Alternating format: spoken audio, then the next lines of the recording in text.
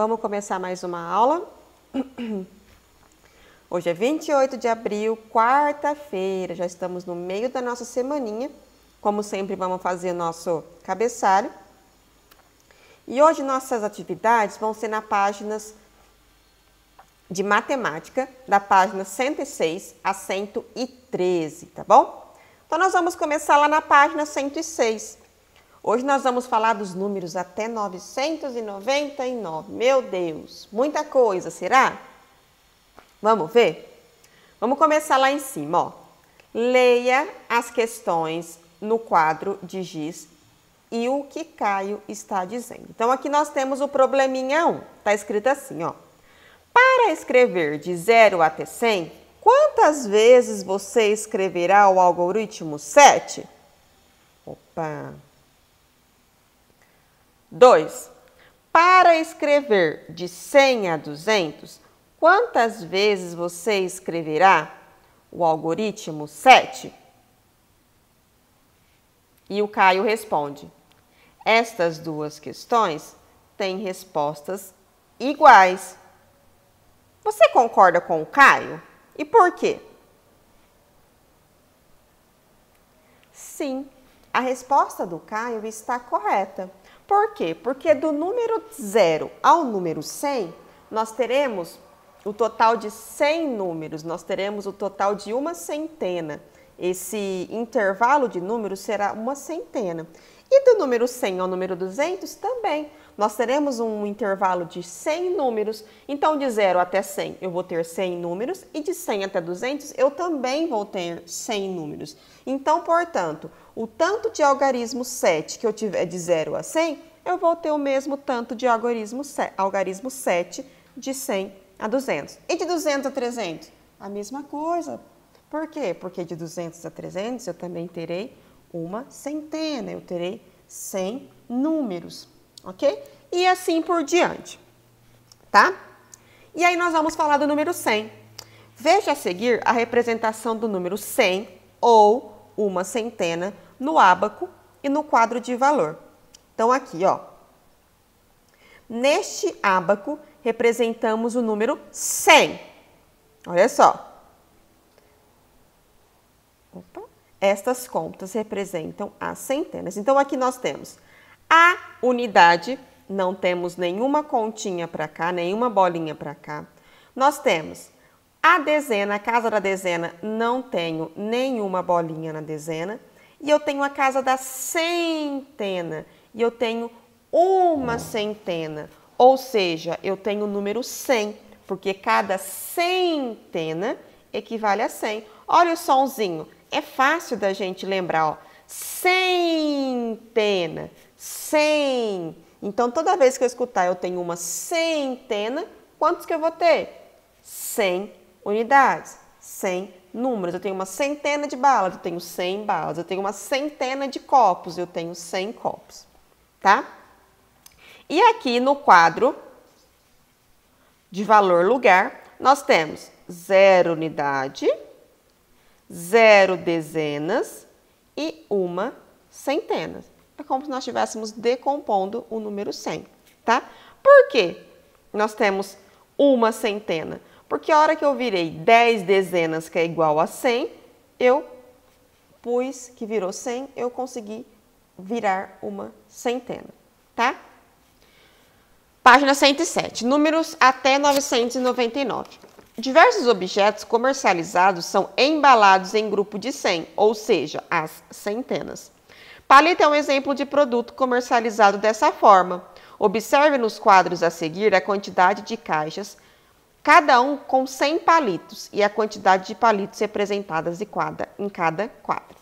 Então, cada caixinha dessa nós temos uma centena, ou seja, eu tenho 100 unidadezinhas de palitos aqui. Então, eu tenho uma centena. Aqui no quadro A, eu tenho duas caixinhas, então eu tenho 100 com mais 100, 200. Então, eu tenho 200 unidades ou duas centenas, porque eu tenho uma centena aqui e uma centena aqui. B, tenho 3 caixinhas, então eu tenho 100, 200, 300 unidades ou 3 centenas. Uma caixinha de 100, outra caixinha de 100, outra caixinha de 100. 3 centenas.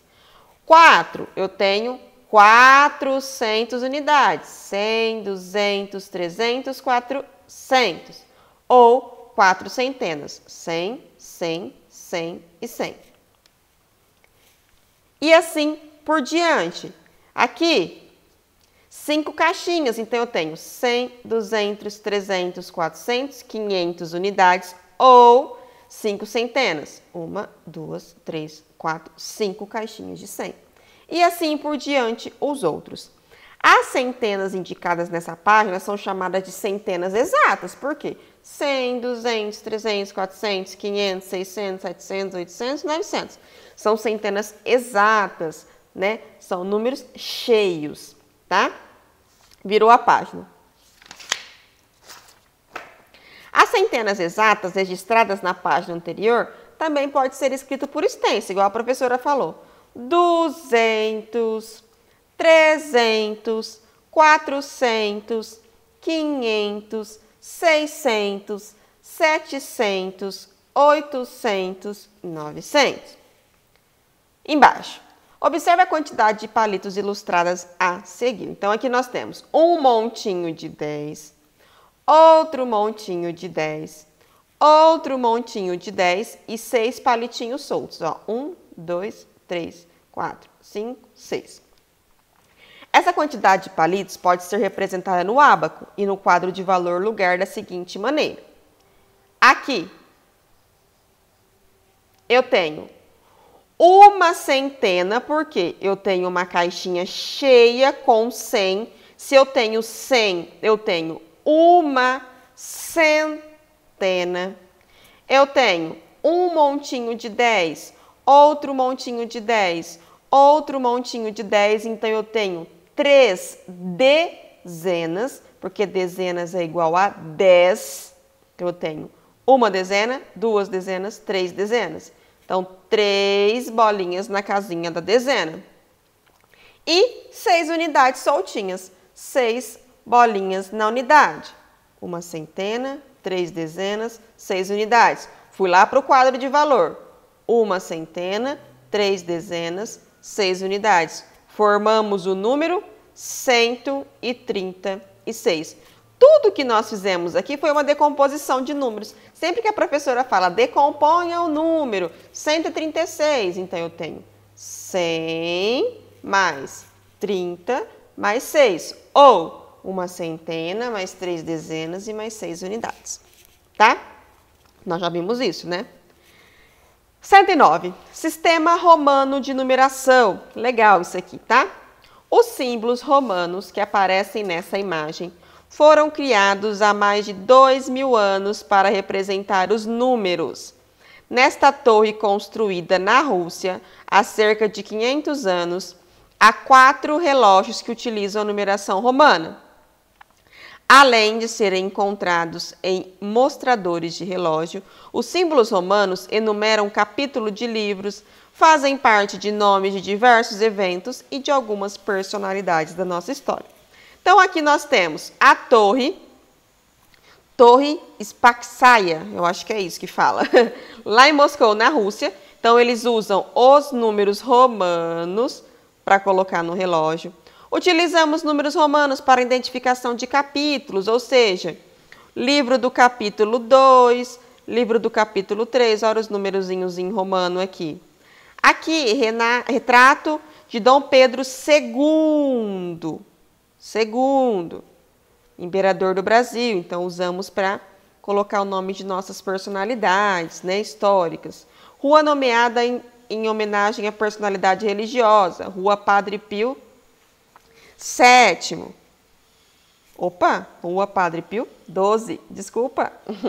Rua Padre Pio XII, ou 12º, tanto faz. Então, a gente usa o sistema numeração romana para colocar em mostrador de relógio, em capítulo de livro. Esse sistema romano, ele é muito usado, viu? No nosso dia a dia. Vocês vão ver bastante para colocar, para denominar século. Por exemplo, nós estamos no século XXI, século XX e o izinho, significa 21. Então, vocês vão ver bastante. E aqui nós temos a numeração romana, ó. Na numeração romana, os números são representados por determinados símbolos. Observe algumas dessas representações. O izinho nós representamos, o valor 1 nós representamos com o izinho. O valor 5 nós representamos com o Vzinho. O valor 10 com o Xzinho.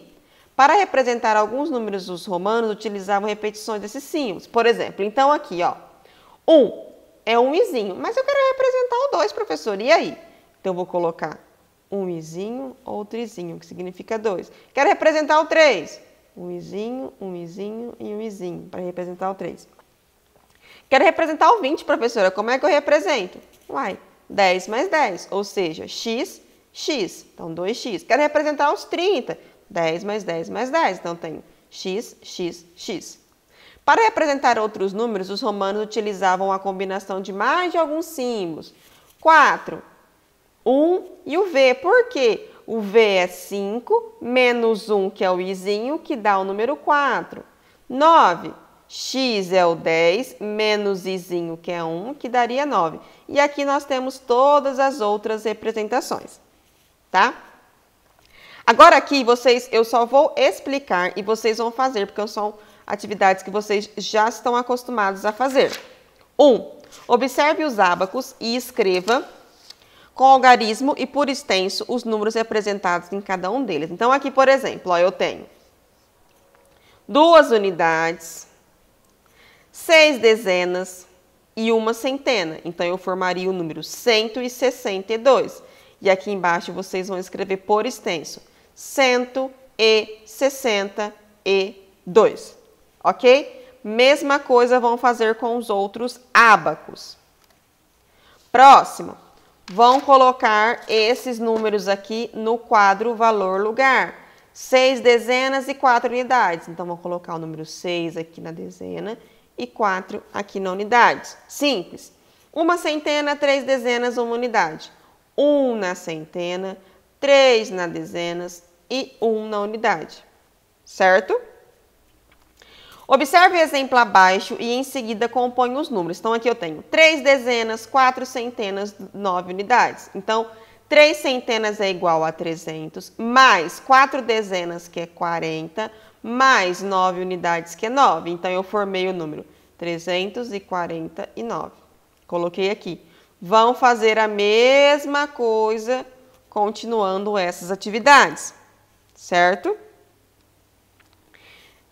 Aqui, 4. Observe o quadro e escreva o que falta em cada coluna. Então, aqui eu tenho os números, aqui eu tenho a decomposição e aqui eu tenho escrito por extenso. Então, aqui eu tenho o número 623, que é 600 mais 20 mais 3. O que está faltando?